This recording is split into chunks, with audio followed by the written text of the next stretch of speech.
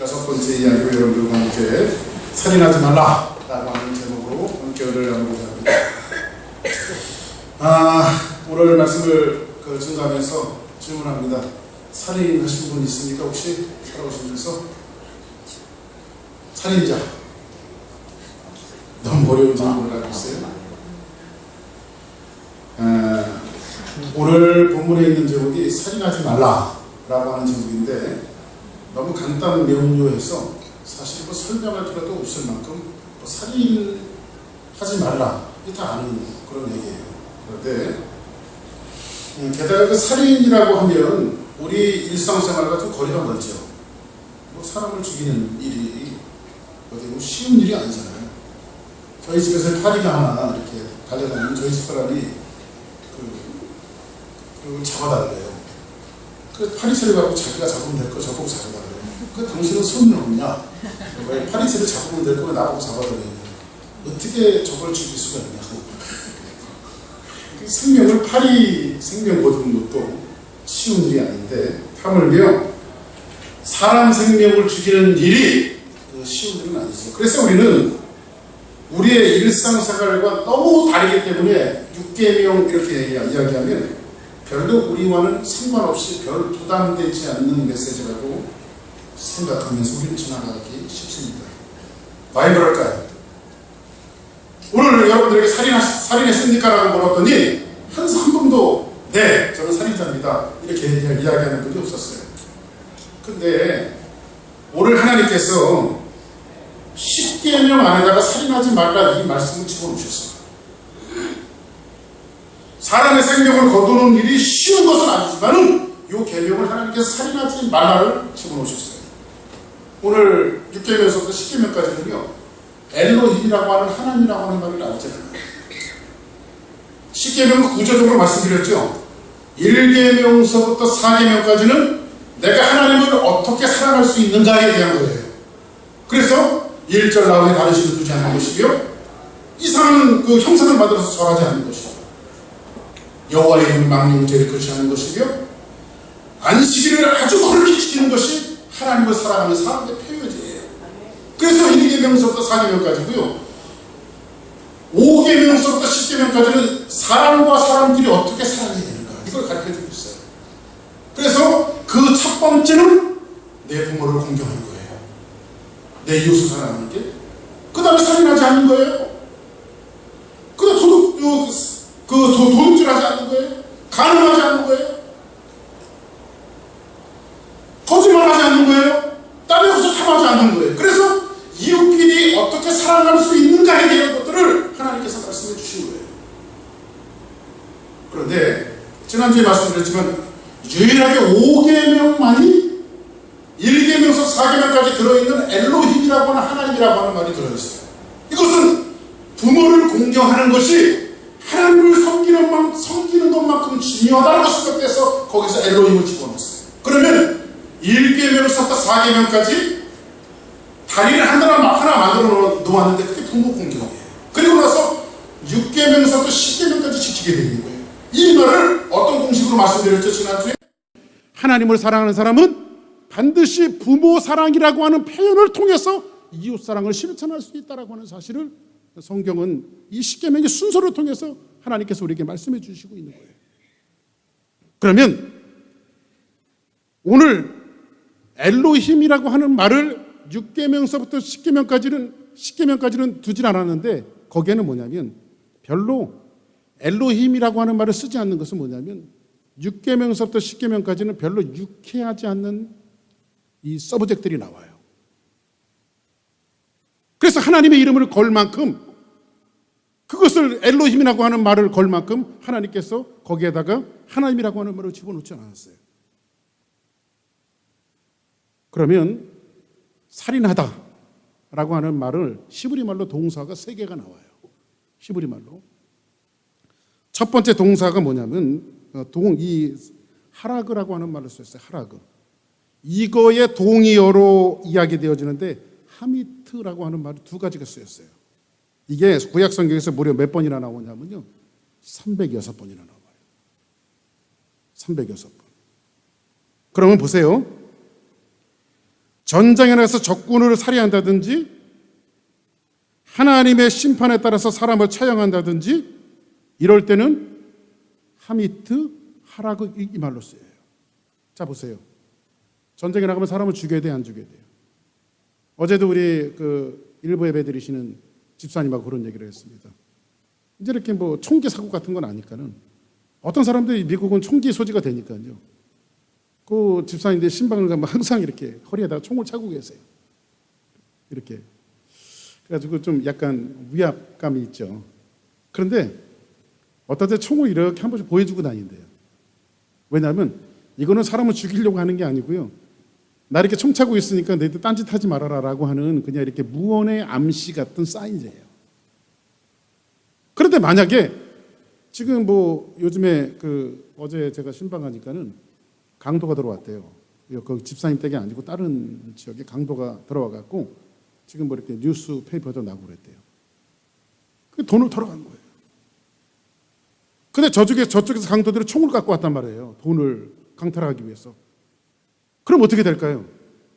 살인하지 말라. 하나님 명령한 죄, 그죠? 저쪽에서 총 갖고 왔어요. 나는 살인하지 말라고 했으니까 나를 쏘시오. 이렇게 할 수 있을까요? 그럼 죽어야 되잖아. 하나밖에 없는 생명을. 2개쯤 되어지면 하나 내어줄 수도 있는데 생명은 하나잖아요. 자, 그러면요. 세 번째는요. 오늘 본문에 살인하지 말라라고 하는 것은요. 이 하라구와 동의어로 되어졌던 하마트라고 하는 이 말은 전장에서나 그 다음에 하나님의 명령에 의해서 죽이라고 말했을 때는 이 말로 쓰여요. 그런데 오늘 본문에 있는 것은 라차우라고 하는 말로 쓰였어요. 라차우. 이 말은 뭐냐면요. 이 동사인데 이 단어는요. 구약에서 46번 등장하고 있는데 자 보세요. 평화를 지키기 위해서 전쟁을 나가고 그 다음에 사형 선고를 내리는 경우 그 다음에 인간의 생존을 위해서 동물을 죽여야 되잖아요. 그래요. 우리가 소고기도 먹고 돼지고기도 먹잖아요. 그렇죠? 이럴 때 쓰이는 용어가 라차우가 아니에요. 자, 그러면 성경은요. 전혀 살인을 금지한 것만은 아니에요. 때로는 죽여야 될 때가 있어요. 그죠? 죽여야 될 때가 있죠. 살인을 해야 될 때가 있어요. 어떤 면에서 보면요. 삶은요. 죽음 위에 세워진 거예요. 누군가의 죽음에 의해서 우리의 삶이 세워진 거예요. 동물의 세계도 약육 방식이죠. 누군가의 죽음 때문에 어떤 동물의 죽음 때문에 강자의 생명들이 존속이 되어지는 거예요. 사람 삶도 마찬가지입니다. 그럼 성경 한번 보실까요? 자, 사무엘상 한번 봅시다. 15장 3절 시작. 지금 가서 아말렉을 쳐서 그들의 모든 소유를 남기지 말고 진멸하되 남녀와 소아와 젖 먹는 아이와 우양과 낙타와 나귀를 죽이라 하셨나이다. 자 보세요. 오늘 본문은요. 오늘 이 사무엘상 15장 3절에 있는 말씀은 여기서 하나님께서 너희들이 아말렉에 들어가거든 남녀노소 가리지 않냐고 생명 있는 것들은 다 죽이라고 말해요. 누구의 명령이에요? 하나님 명령이에요. 근데 심지어 누구까지 죽이라고 그래요? 아이의 생명까지 거두래요.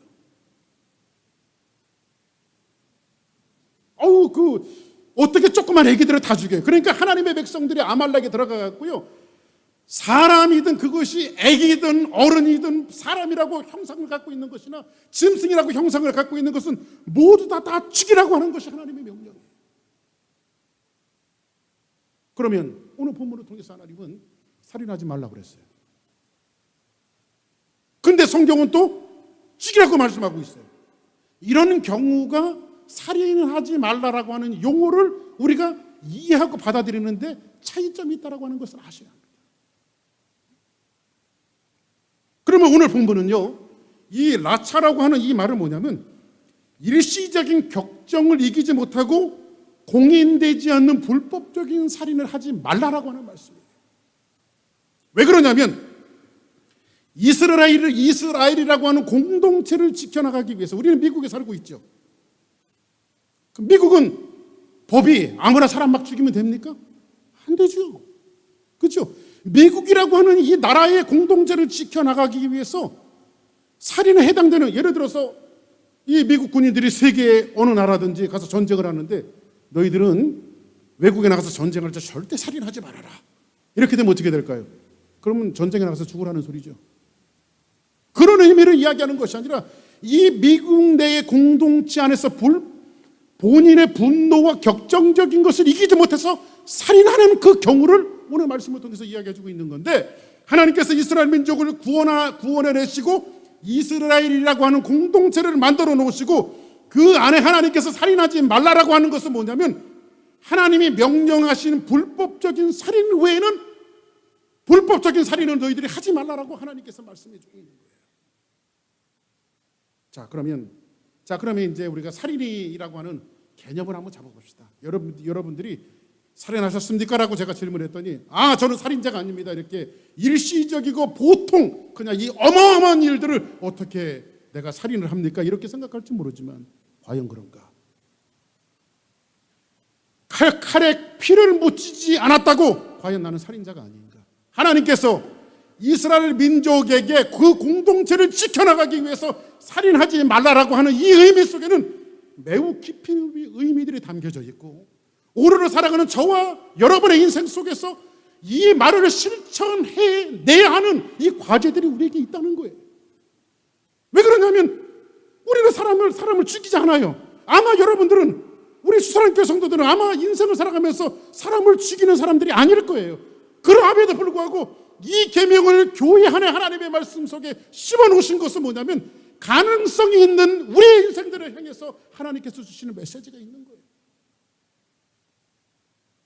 그 첫 번째, 그러면 한번 생각해 봅시다. 그 모든 생명의 주인은 하나님이십니다. 그죠?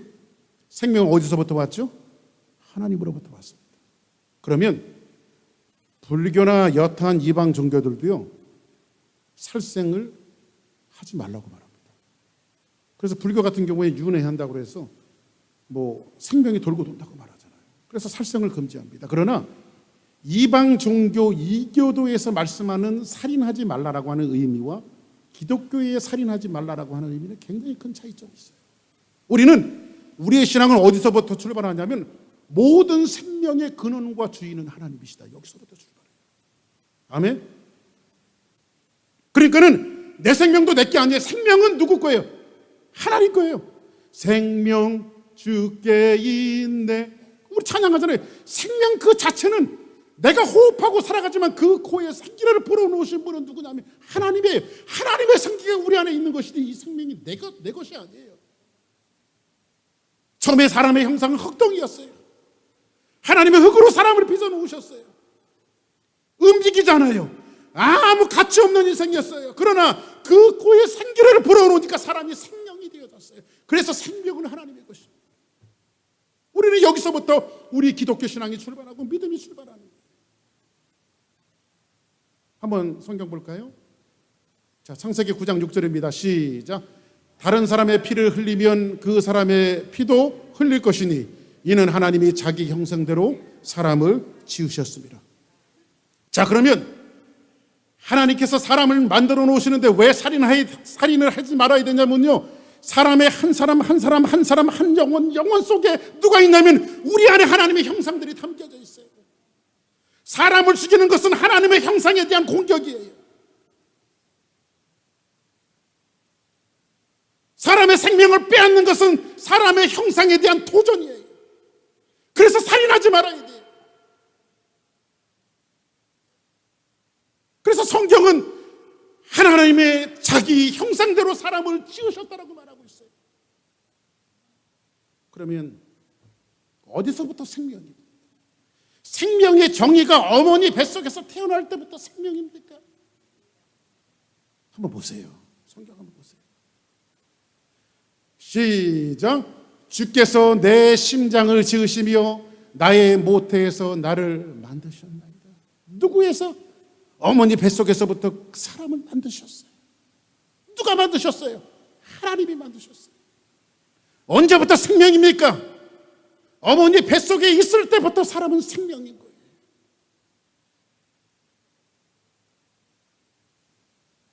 내가 주께 감사함은 나를 지으심이 심히 기묘하십니다. 주께서 하시는 일이 기이함을 내 영혼이 잘 아나이다. 그리고 나서 성경 볼까요? 그 다음 같이 있습니다. 시작. 내가 은밀한 데서 지음을 받고 땅의 깊은 곳에서 기이하게 지음을 받을 때에 나의 형체가 주 앞에서 숨기지 못하였나이다. 그 다음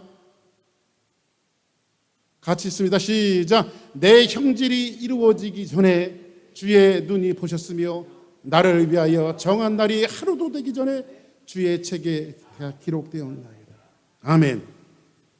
하나님께서 사람의 생명을 어머니 뱃속에다가 집어넣으실 때부터 하나님은 그 생명책에 사람의 이름을 지어놓으셨어요. 그게 언제부터 생명입니까? 어머니 뱃속에 있을 때부터 생명이에요. 왜 이 일들을 제가 말씀드리냐면요, 오늘날 현실 속에서 낙태를 어떻게 볼 것인가? 뭐 오늘 주제가 낙태를 위해서 한 주제는 아닙니다. 그러나 성경은 낙태도 살인이라는 거예요. 어머니 뱃속에 생명을 불어넣으신 것은 하나님이 당신의 형상을 가지고 어머니 뱃속에 생명을 불어넣으셨는데 사람들은 그 생명을 무가치하게 여겨요.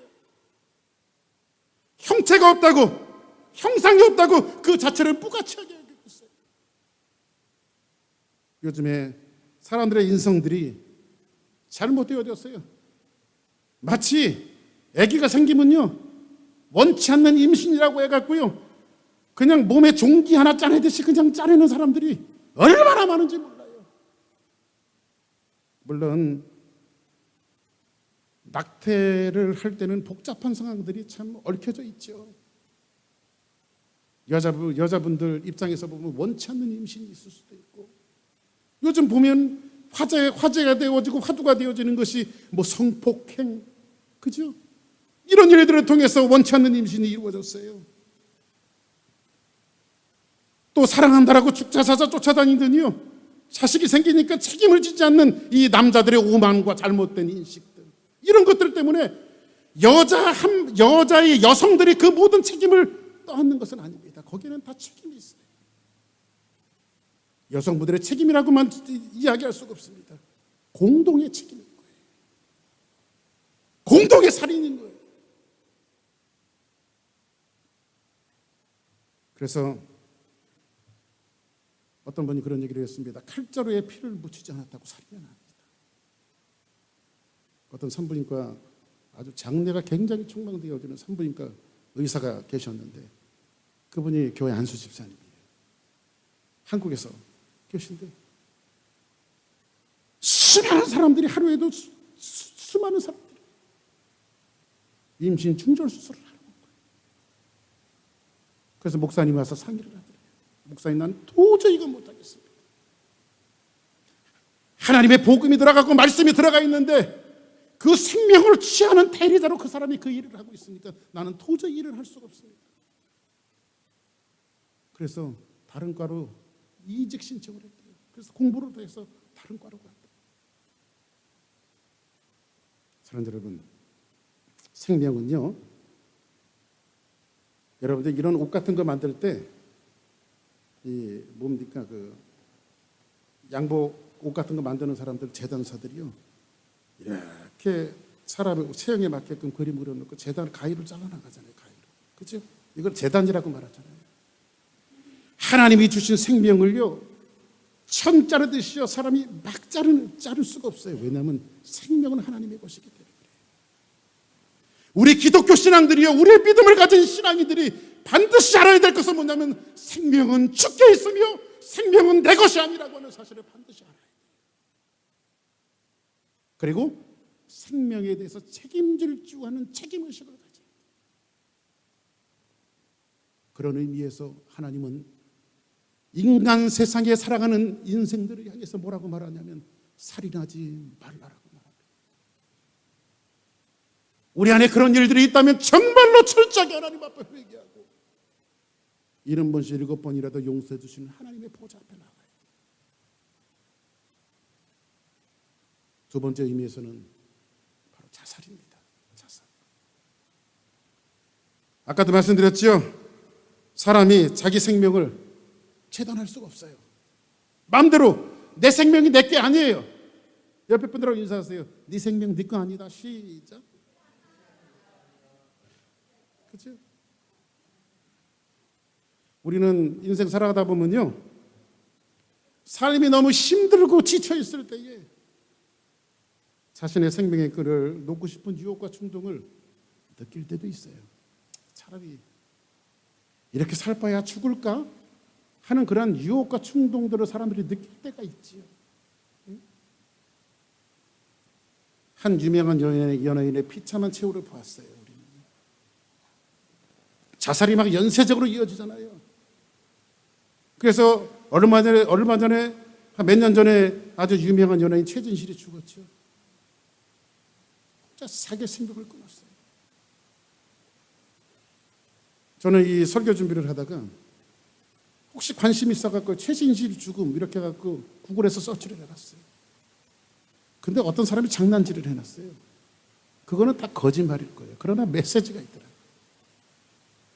그래서 그 유튜브가 나왔는데 그 유튜브에 보면 최진실이 지옥에서의 부르짖음 뭐 이렇게 부르짖음 해갖고 유튜브 동영상에 계속 화면은 안 나오고요. 그게 최진실이 어떤 분이 기도하다가 최진실이 뭐 지옥에서 부르짖는 거라고 이렇게 유튜브에 올려놨는데 그건 거짓말이에요. 하나님 그렇게 알려주지도 않고요. 예? 예? 그런데도 멍하게 한번 들어봤어요. 그거를요. 근데 거기에서 최진실의 소리라고 나오는 게 뭐냐면 자살하지 마세요. 자살하지 마세요. 이거 알았더라면 내가 자살하지 않았을 텐데 그 얘기가 계속 반복해서 나와요. 근데 그거는 성경적인 것 같아요.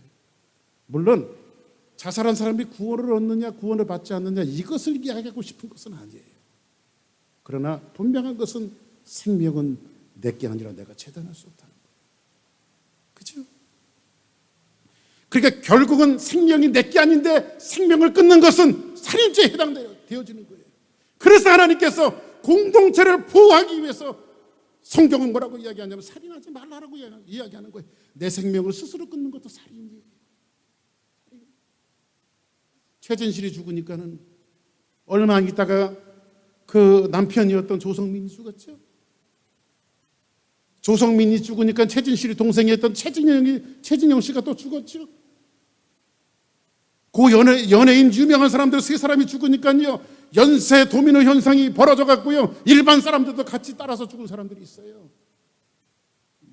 이 자살이 번지고 있어요. 요즘에는요 자살 동호회 이런 게 있어. 이런 게.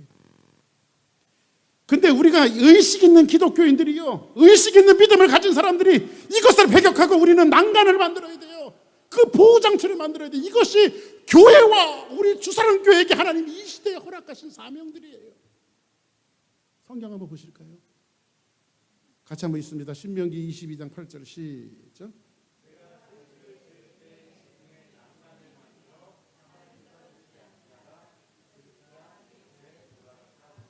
내가 새 집을 지을 때 하나님이 새 집을 짓는 방법을 가르쳐줘요. 그런데 지붕의 난간을 만들으래요. 만들어서 사람이 떨어지지 않게 하라. 그 피가 내 집에 돌아갈까 하노라. 그 지붕에서 떨어지면 죽을 우려성이 있잖아요. 이스라엘 히브리 사람들은요 일부 계층들은 지붕에서 살아가는 사람들이 있었어요. 근데 지붕이 평평하다 보니까요 잠자다가 떨어져 죽기도 하고 발을 헛디뎌서 죽기도 하고 그러니까 너희들은 집을 지을 때에 난간을 만들어서 떨어짐을 면하라고 말하고 있어요. 이것이 어떤 면에서 보면요 죽음을 방지하는 난간은 뭐냐면 사회 안전망이에요. 안전망. 그러면 그리스도인들이 뭘 해야 되냐면요 이 안전망을 만들어야 돼요. 안전망을. 사람이 죽지 못하게. 그죠? 이 안전망을 만들어요. 이 안전망이 이런 의미를 한번 생각해 볼 수가 있어요. 한국에 아주 끔찍했던 일이 있었죠. 세월호 사건 304명의 생명을 한꺼번에 앗아간 사건입니다. 그래서 누가 그런 얘기를 했다고요? 이런 얘기를 했더라고요. 세월호 사건은요 304명이 한꺼번에 목숨을 앗아간 하나의 사건이 아니라 304명이 각자 죽은 304가지의 사건. 하나하나 디바이드 해보면요, 다 그 스토리들이 있어요. 그 집안의 일이고 한 사람의 일이에요. 그렇죠? 한 가지 사건이 아니라고. 사랑하는 여러분, 살인했다라고 해서 누가 살인을 했어요? 거기 보니까요, 이 아이들이요, 천진난만하게 수학여행 가고 있다가요. 그죠? 그 사건들을 보면요, 별로 생명을 중요하게 여기지 않아요. 물질 만능주의, 그리고 일부 삐뚤어진 이단들의 그 잘못된 그런 모습들. 천진난만하게 아이들이 수학여행 가고 있다가 그 아이들이 다 빠져 죽은 그때가요, 야심한 밤도 아니었어요. 폭풍 우치는 그런 날씨도 아니었어요. 고요한 바다였어요. 그런데 온 대한민국 국민들이 그 아이들이 물속에 빠지는 것을 생중계로 봐야 됐단 말이에요. 그런데 그 중에 팬티 차림으로 살겠다고 나오는 사람이 하나 있었어. 그 사람이 선장이야. 나 살려달라고 그 사람 살았죠. 오히려 사람의 생명을 구조해야 될 그 배의 책임자가 모든 생명을 버리고 자기 혼자 살겠다고 뛰쳐나오는 이 어마어마한 일들을 우리는 생중계로 봐야 됐어요. 근데 과연 우리가 그 선장에게 돌을 던질 수 있을까요? 어른들의 무책임이라고 생각한다면 너 혼자 잘못한 일이라고 그 사람에게 돌을 던질 수 있겠냐고요. 이거는 우리의 모두의 일이고 사회에 병폐되어 있는 그 모든 것들이 녹아져 있는 하나의 사건이에요.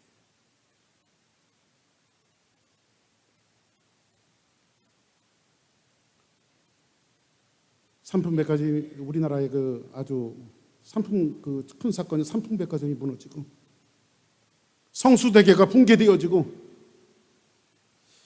여기에는 이제 삐뚤어진 양심 속에 들어가 있는 요 깊이 들어가 보면 뭐가 있는지 알아요? 다 돈이에요. 돈 벌기 위해서 배도 개조하고, 그죠? 그동안 세월호가 다녔던 것은, 사고 없이 다녔던 것은 운이 좋았던 거예요. 세상 말로 이야기하면. 그건 예정돼 있었어요. 가라앉게끔. 왜? 원래 안전이라고 하는 것들을 다 무시해버렸기 때문에. 성수대교도 만들 때 한 푼이라도 깎아보려고요. 뭐 철근 빼고 콘크리트 빼고 말이야. 더 얇게. 삼풍백화점도 마찬가지죠. 더 유명한 사건이 뭔지 아십니까?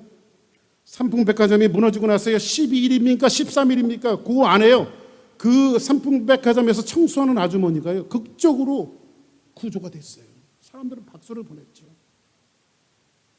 그런데 어떤 사람이 뭐라고 말하는지 아십니까? 뭐로 기어나와? 그냥 그 속에서 죽었으면 유족들이 보상금 받아갖고, 응? 유족들이라도 편하게 살 수 있을 텐데, 이 믿기지 않는 이 소리를 우리는 들었습니다.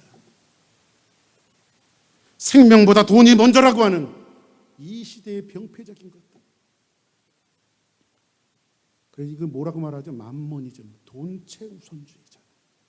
그죠? 모든 사건 속에 뭐가 들어가 있는? 바로 돈이 들어가 있어요. 그래요, 주사랑교회 성도들 돈 많이 보시고 물질적인 축복 받으세요. 그러나 여러분이 그 양심을 버리고 그 돈을 취할 때에 어떤 사람이 죽을 수도 있다는 사실을 명심해야 합니다. 이러한 측면에서 본다면 우리가 살인자가 아니라고 우리 자신을 변호할 수 있습니다. 그런 측면에서 하나님은 공동체를 보호하기 위해서 살인하지 말라 이 말씀을 하시는 거예요. 그렇죠? 지금 이 사회는요, 어찌 보면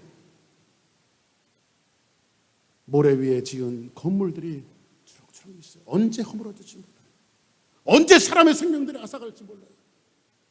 수많은 생명들이 죽은 그 자리, 그 일들 누가 책임자입니까? 바로 사회의 구성원이었던 저와 여러분들의 책임 아니겠습니까? 그게. 한술 더 떠볼까요? 나는 과연 살인자가 아닌가? 한술 더 떠볼까요? 사람을 무가치하게 여기는 것도 살인이지. 성경 한번 보세요. 시작. 옛사람에게 말한 바 살인하지 말라. 누구든지 살인하면 심판을 받게 되리라 하였다는 것을 너희가 들었으나. 그 다음, 나는 너희에게 이르노니 형제에게 노하는 자마다 심판을 받게 되고 형제에 대하여 나가라 하는 자는 공회에 잡혀가게 되고 미련한 놈이라 하는 자는 지옥불에 들어가게 되리라. 여기서 보니까 라가라고 하는 말이 있어요. 라가라고 하는 말은요, 이런 뜻이 미련한 놈, 무가치한 놈, 쓸모없는 놈, 이런 뜻이에요. 라가. 근데 예수님은 이 말씀을 통해서 뭐라고 말하냐면, 그렇게 사람을 무가치하게 여기는 사람들, 사람을 쓸모없는 사람이라고 말하는 사람들, 미련한 놈이라고 이야기하는 사람들, 그 사람도 살인자래요. 예수님은요. 이제 한번 털어봅시다. 다시 한번 질문할게요. 살인하신 분 손 들어보세요. 처음에 살인자 아니라고 그랬잖아요. 저부터 손 들을게요. 저도 살인자예요. 그런 의미에서 봅니다. 예수님은 우리 주사랑교회 공동체를 지켜내기 위해서 살인하지 말라고 말해요. 왜냐하면 여러분들의 입으로 얼마든지 살인할 수가 있어요.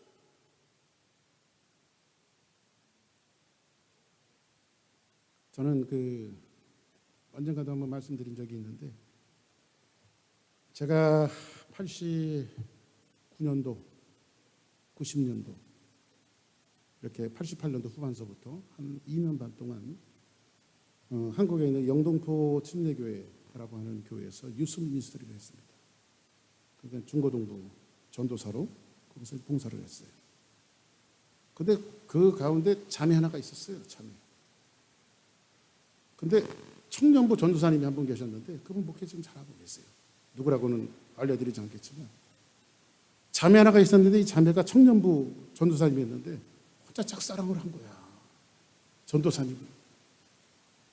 전도사님은 자기를 짝사랑했는지 안 했는지도 몰라.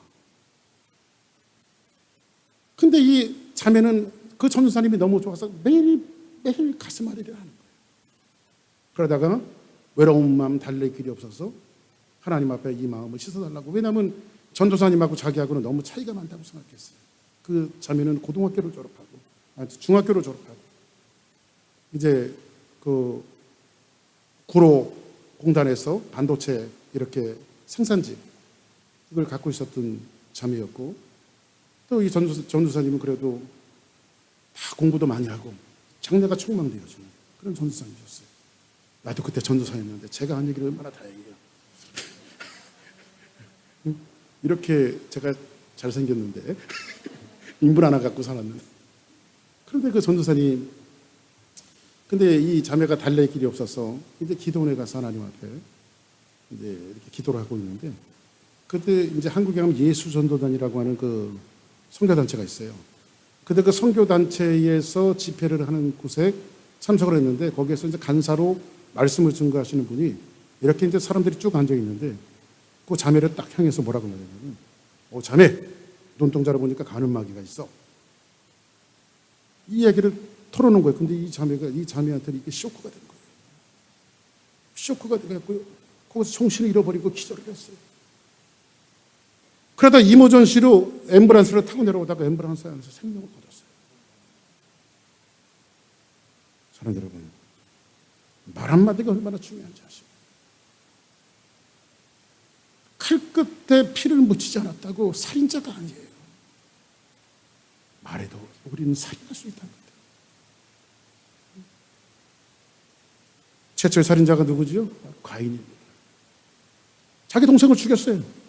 그런데 이것은 단순 살인사건이 아니라 최초의 살인사건, 이렇게 규정짓기는 너무 어려워요. 단순 살인사건이 아니에요. 왜 그러냐? 하나님은 여자의 후손을 통해서 하나님의 구속과 구원을 계획해 놓으셨어요. 근데 가인은 아벨을 죽였어요. 아벨을 통해서 메시아가 와야 돼요. 구원자가 와야 돼요. 그런데 아벨을 죽였다고 하는 것은 하나님의 구속사에 대해서 하나님을 정면으로 도전하는 거예요. 하나님의 구원의 계획을 막으려고 하는 마귀의 계략이에요. 거기에 누가 쓰였냐면 바로 가인이 쓰인 거예요.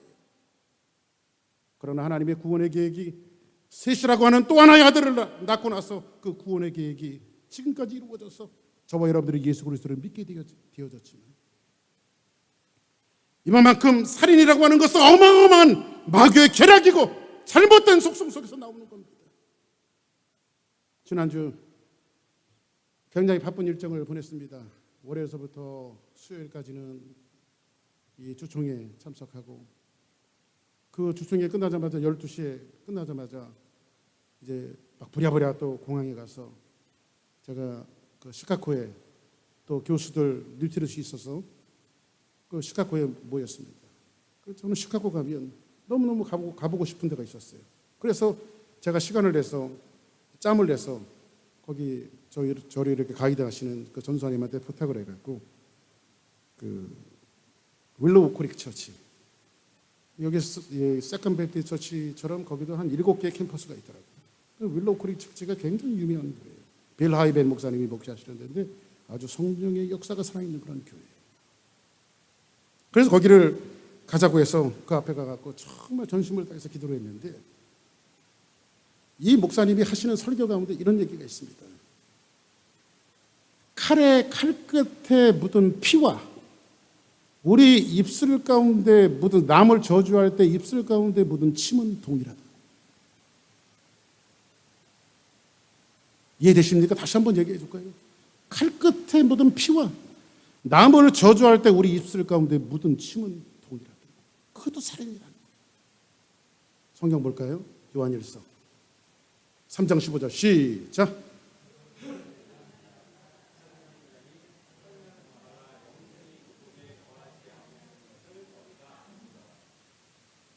그 형제를 미워하는 자마다 뭐 하는 자니? 살인하는 자. 다시 한번 질문할게요. 나는 살인자입니까? 아닙니까? 이 살인자. 그 형제를 미워하는 자마다 살인하는 자니 살인하는 자마다 영생이 그 속에 거하지 아니하는 것을 너희가 아는 바니라. 사랑하는 성도 여러분, 이 말씀을 가지고 빌 하이벤 목사님이 교회 회중에게 설교를 했답니다. 만약 여러분들이 남에게 상처를 입힌 사실이 있다면, 속사람에게 여러분의 말로 살인한 것이 있다면, 여러분이 묵묵히 하나님 앞에 기도하고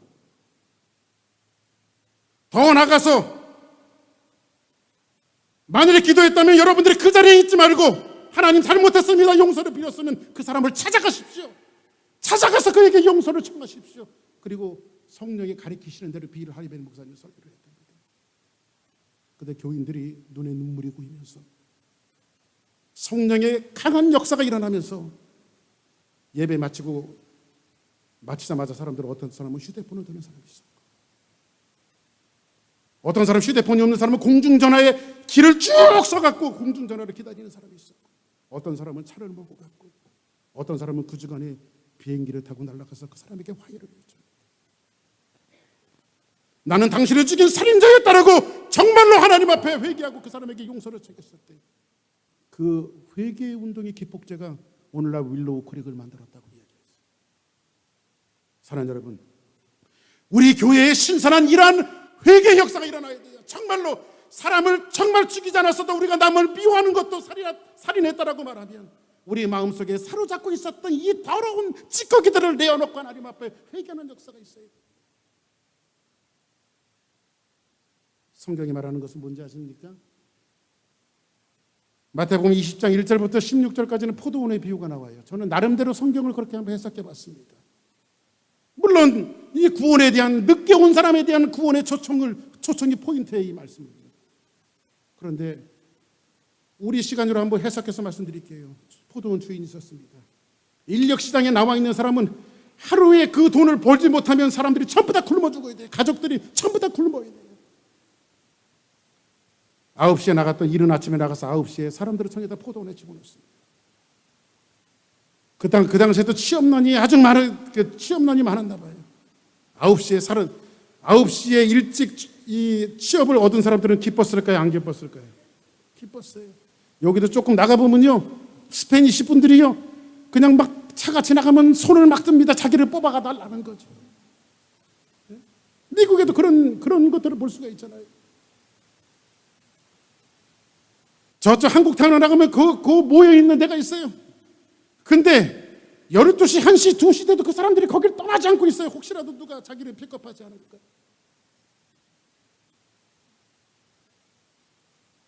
아홉 시에 선택감을 받은 사람들은 가서 일을 했습니다. 근데 주인이 12시에 또 나가요. 12시에 나서 또 사람을 뽑아서 포도원에 집어넣습니다. 이게 마지막일 줄 알았더니 3시에 또 나가요. 3시에 또 나가서 사람을 또 뽑아다 집어넣습니다. 이게 마지막일 줄 알았더니 5시에 또 나가요. 6시면 일이 끝나는데 1시간 일하는 거예요. 그리고 나서 하루 사람의 품삯이 한 데나리온입니다. 1시간 일한 사람한테도 한 데나리온을 줬어요. 하루 품삯에 해당되는 것입니다. 그랬더니 나머지 사람들은 그렇게 생각했을 거예요. 야, 저 사람은 한 데나리온 줬으면 난 좀 더 주겠지. 그죠? 근데 3시에 온 사람도 한 데나리온, 12시에 온 사람도 한 데나리온, 9시에 온 사람도 한 데나리온 똑같이 줘요. 그랬더니 불만이 터져 나오는 거예요. 왜? 우리가 저 사람들보다 더 일찍 왔어. 어려운 건데 더 일을 많이 했는데 왜 똑같이 대우하냐 이거죠. 세상적인 원리는 맞아요, 그 사람들이. 그런데 저는 이 말씀을 그렇게 봤어요. 먼저 취직한 사람들은 마음 편하게 일했잖아요. 그렇죠? 근데 5시에야 픽업됐던 사람, 3시에 픽업됐던 사람들은 아마 기도하면서 하나님, 내가 이 일을 못하면 우리 가족들을 전부 다 굶어주고, 아마 노심초사하면서 그 사람들이 마음으로 애를 쓴 것은요, 어찌 보면 9시에 일찍 들어간 사람보다 훨씬 더 했을 것 같아요. 그래서 성경이 이야기하는 것은 뭐냐면 일의 효율성, 일을 얼마나 많이 했느냐에 두는 것이 아니라 사람의 생명, 한 사람의 일을 통해서 사람이 생명을 유지할 수 있는 기본적인 삶의 터전을 이야기해주고 있어요. 이것이 바로 하나님의 경제학입니다. 기독교는 캐톨릭의 외경을 지지하지 않습니다. 그런데 외경에 보니까 외경의 집회서라고 하는 게 있어요. 집회서 34장 21절에 있는 말씀을 제가 읽어드릴 테니까 한번 들어보세요. 가난한 사람에게 빵 한 조각이 생명이며 이를 빼앗는 것은 살입니다. 이웃의 살길을 막는 것은 그를 죽이는 것이며 일꾼에게 품삯을 빼앗는 것도 그의 피를 빨아먹는 것이다. 이에 간접적인 살인이 있습니다. 말씀을 정리할게요. 그러면 우리는 어떻게 살아야 될까요? 내가 살인자가 아니라고요? 이렇게 말씀을 들어보니까 이 살인하지 말라라고 하는 말은 우리의 일상생활과 전혀 상관없는 말씀으로 여러분들이 이해했을지 모르지만 말씀을 듣고 보니까 우리는 간접적인 살인자예요. 그렇죠? 우리 기독교 공동체 안에서 여러분이 살고 있는 모든 요소 속에서 이 말씀을 자꾸 되뇌이면서 이것이 살인이 될 수 있다라고 하는 것을 늘 여러분들이 속아 되새김질하듯이 되새김질하면서 말 한마디, 독하게 말을 하지 말아요. 사람이 가장 많이 상처를 받는 것이 가정이라고 그러더라고요. 가정. 그래서 자녀들한테도요, 독한 말을 품지 마세요. 부모의 독한 말 한마디 때문에 생명을 끊는 자녀들이 얼마나 많이 있는지 아십니까? 통계적으로 나와 있어요.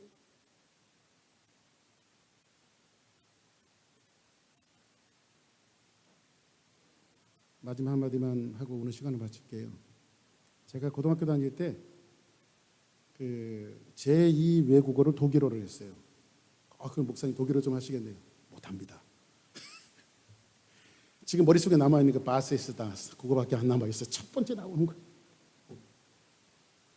독일어 선생님이 제일 먼저 들어오셔서 했던 이야기 하나가 딱 제 머릿속에 남아있습니다.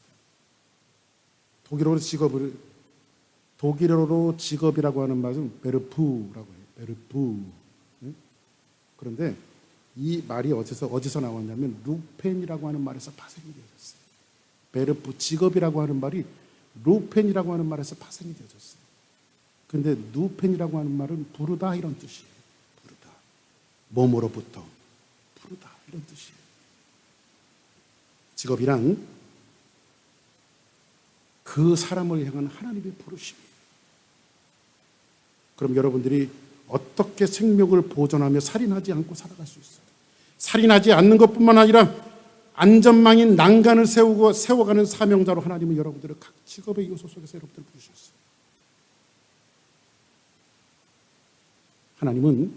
하나님께서는 여러분이 갖고 있는 직업 하나하나, 여러분들이 맡고 있는 사명 하나하나를 통해서 모든 직업의 요소를 만들어 놓으시고 세상의 생명을 보존하기를 원하십니다. 그곳에 여러분들이 부름을 받은 거예요. 여러분 있는 일터전에서 여러분들이 성실한 마음으로 내가 먹고 살기 위해서 직업을 가지고 나왔어, 이런 저급한 수준에서의 모습이 아니라 하나님이 나를 이 일터로 부르심은 세상의 모든 사람들이 생명을 보존하기 위한 하나님께서 나를 부르심이라고 생각해요. 무가치한 사람은 하나도 없어요. 저 길가에 걸어다니는 이 거지들도요, 다리 밑에 있는 거지들도 다 사명 있는 사람, 무가치한 사람이 하나도 없어요. 적어도 그 사람들은 지구를 지키다 가잖아요. 지구를. 그렇죠? 만약에 그 생명이 없었다면 누가 지구를 지키겠어요? 독수리 요양대만 남아서 지구를 지키나요? 성경은 이렇게 말하고 있습니다. 마지막 성경 구절 한번 보겠습니다. 같이 있습니다. 시작.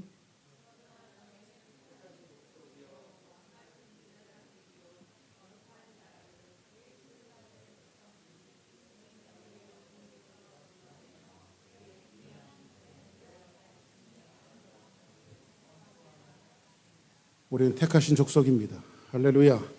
그리고 왕같은 제사장들이에요. 제사장은 뭐죠? 다른 사람을 대신해서 대속하는 직업을 갖고 있는 것이 제사장이에요. 우리는 왕같은 제사장입니다. 오늘 목사님 말씀 들었으니까 살인하지 않겠습니다, 이 수준에서 머무는 것이 아니라 주사랑교회 성도들이 적어도 난간을 세우고 죽음으로 이스러져가는 사람들을 구원해내는 그런 하나님의 사명자로 쓰여야 돼요. 여러분의 생명은 존엄합니다. 오늘 말씀의 타이틀이 뭐였죠? 살인하지 말라. 나와 전혀 상관없는 일이었는데 이 일들은 우리와 매우 밀접해요. 그래서 하나님께서 십계명 안에 살인하지 말라를 집어넣으신 거예요. 살인하지 않을 뿐만 아니라 오히려 생명을 지키는 난간을 만들어가는 그런 하나님의 축복자들, 귀한 사명자들이 모두가 되어지기를 주 이름으로 축복합니다.